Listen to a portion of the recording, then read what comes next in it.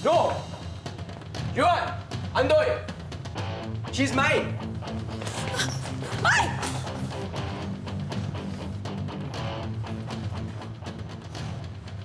Stop it! Billy's mine.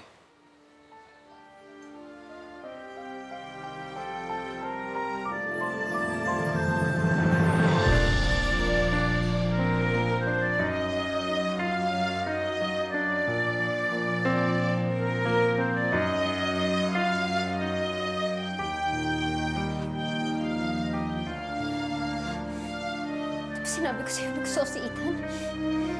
Sinabi ko sa'yo yun. Ginawa mo, hindi ka lumayo. Hindi ka pa nakontento dito sa tatlong to, ha? Nagawa sa akin yung Billy. Di ba sinabi ko sa'yo na gusto ko si Ethan? Gusto ko si Ethan! Hindi mo, Billy. Ang hindi mo. Hindi mo.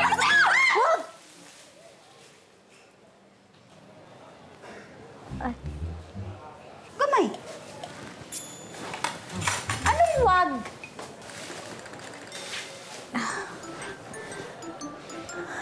Binangungot po kasi ako.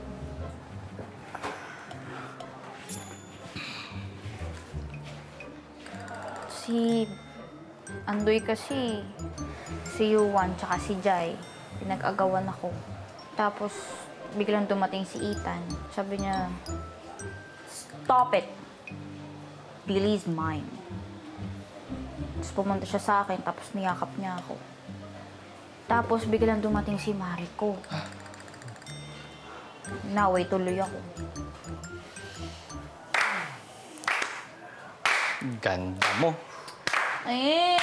Totoo kasi yun. Ay, Billy, ang kuya mo, araw-gabi, nag-iisip. At nakahanap ako ng napakagandang paraan kung paano mo mapipili ang nararapat para sa'yo. Talaga? Paano? Yuan, Jai. Si Ethan. Nauna na siyang umalis. Baka he went to Billy. You wanna find out? Tawagan natin siya. Huwag na. Hayaan na muna natin si Billy. Tama si Andoy. Sigurado ako na bigla si Billy sa confession ni Ethan sa kanya. Tsaka, hindi naman natin mapipigilan si Ethan eh. Pare-parehas naman tayong walang karapatan kay Billy. Bunutan. Tas kung sino makukuha mo, edi siya na. Ikaw, sige lang yung ka, binuang, but sumeryoso ka, anak. Nahihirapan na yung kapatid mo na mo problema. Hindi niya malaman kung saan ilalagay ang buhok niya. Oo nga. Teka lang naman! Nakakalat yung buhok mo! Uy. That's not the point.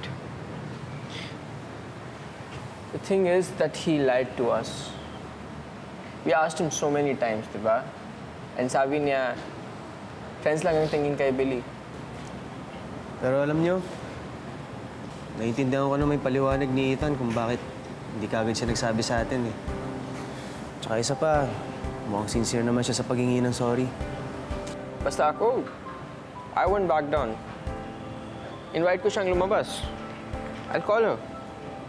Jai, Hey! bigyan muna natin ng time si Billy.